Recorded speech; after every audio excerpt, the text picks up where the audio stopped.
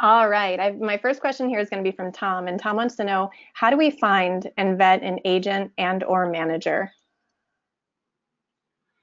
Well, Tom, there's a couple different ways. I mean, the biggest thing is getting your work out there. I've been actually hit with this question a couple times the last couple days, and once you have a piece of material that you're happy with, that you've had um, professionals look at in terms of developing it with you, once you feel like you're in a place where this is ready for the market, there's a couple different avenues you can take. I think the biggest thing is getting your pitch down and knowing how to pitch and who to pitch to and where. So when you're networking with whether it's agents, managers, representatives of any sort, look for people who represent writers who work in that genre, that space, that format, whatever. Know that you're sort of going down the right path to begin with.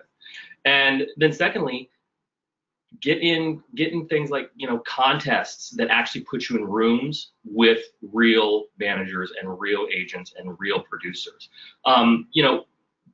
Agents and producers and managers have a really interesting sort of symbiotic relationship where if a producer gets a great piece of material, he will give it to his agent friend. If an agent gets a great piece of material, he of course sends it to a producer. When I worked for the management company, we would constantly get screenplays from writers that would say, and we would say, look, whoever over at this agency, you've got to read this. This is what we're selling next. So it's all about that networking and pitching to the right people, pitching to people who you feel are going to be the best benefit to your project, and looking for those opportunities again to just get in front of agents, managers that are going to be supportive of your career. Yeah, it's all great. And I'll come from another angle. Mm-hmm. When I was first starting out looking for a manager in the early days where I didn't have a lot of contacts, one of the things that I made a point of was making those relationships. I wanted to make relationships with everybody. And, whether that was writers, actors that might want to read my scripts, that, had some cachet, whoever it could be that I knew could become a champion in my work, I wanted them to read my material. Because if somebody said, this is great, my next question would be, fantastic, who can you show it to? Right.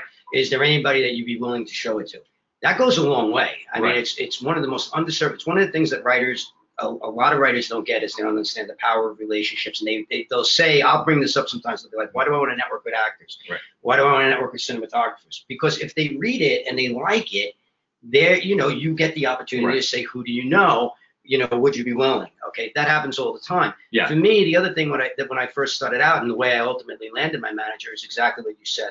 I made sure that everything I entered, contest-wise, or if I paid for something, that I knew exactly who was looking at it. But I always entered contests that got me to reps, and that is how I got my first rep. Now here I am, 4 years after landing my first rep, and I fired my first rep, and recently, Which is very common, by the way. which is common. Yeah, I mean, yeah. it was just, we were not going in the right direction in my opinion, and there were a variety of reasons. But the point of the matter is that it's not easy to fire the bird in the hand. Right, but sure. if the bird in the hand isn't doing what you hoped for, Right. then, and you're not getting the results, then you got to make a move. And I made a move with no net. Like it wasn't like I had another rep waiting for me or anything like that. Now we can get into whether how you can navigate that, and whether you could be looking for producers instead of managers and everything like that. But here's my second part of my journey now, looking for new representation.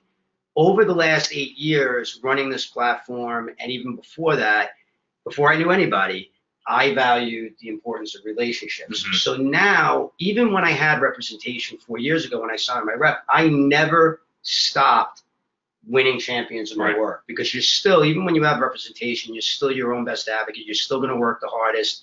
Your rep might only be interested in one project, or focus on one project. You may have 10 scripts and you want to push the other 9 of them out. So you're going to have to go find champions for the other 9 Right. pieces of work. Absolutely. Well, through the last 4 years, and the 4 years prior to that, that's what I've been doing. I've been, making those relationships, asking what I could do for the other person first, being selfless, helping other people before I ask them to read for me. But now here I am, repless, for lack of a better way of putting it.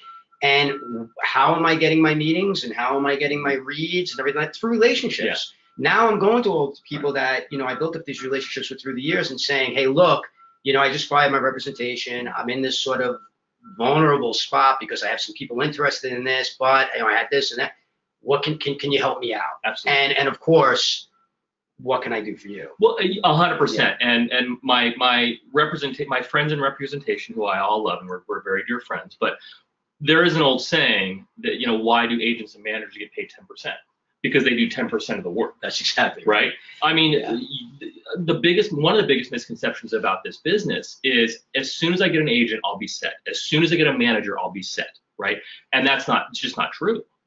You remember when you join an agency or you join a management company, you're still alongside, it could be hundreds of clients that agent represents, and you're still going to have to keep that hustle going. No, you are never not going to be on the hustle and grind. You're never not. You have to be on the hustle and grind all the time. Right.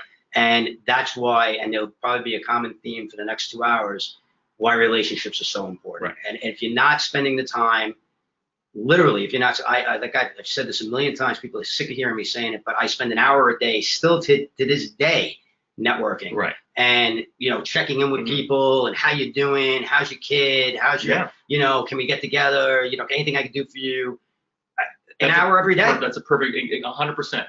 And the other, just again, going off of relationships, that takes very little effort. And the one thing that it really shows that you have an interest in that other person. It's not what can you do for me, it's we're people. And again, we're working in this business. Let's figure out a way to support each other. And one of the things I said in a writer's room executive hour was, after you have a meeting with somebody, if you talk with somebody, find something in there that's not necessarily even business related that you can key in on and that you want to follow up with, not because it's artificial, because it's something that legitimately interests you. So, to the point, I had a meeting a few months ago with an executive at a studio, and he was just kind of offhanded. We said, what are you doing for the holidays? And he mentioned that he was going to go to Thailand, and he's going to Cambodia, and he's going to Laos, and all these places. And I said, you know what, that's interesting. I've got a buddy who just came back from Thailand. Let me see if I can get you some recommendations. And 24 hours later, I emailed him bullet point list. I'll be like, hey man, check out, like, if you're going to Bangkok, you got to hit these spots. It's a little cigar bar here. There's there's a little restaurant you got to check out. That took no effort. And he replied almost immediately saying, this is amazing. Thanks, man. Now that's not something that's terribly difficult to do, but it puts you on the same level, Totally agree. Don't be dismissive of any relationship. I think we could leave that one there because I think we covered a lot of it. Yeah. And I'm sure we'll come back to it. Yeah. So, go ahead, Amanda.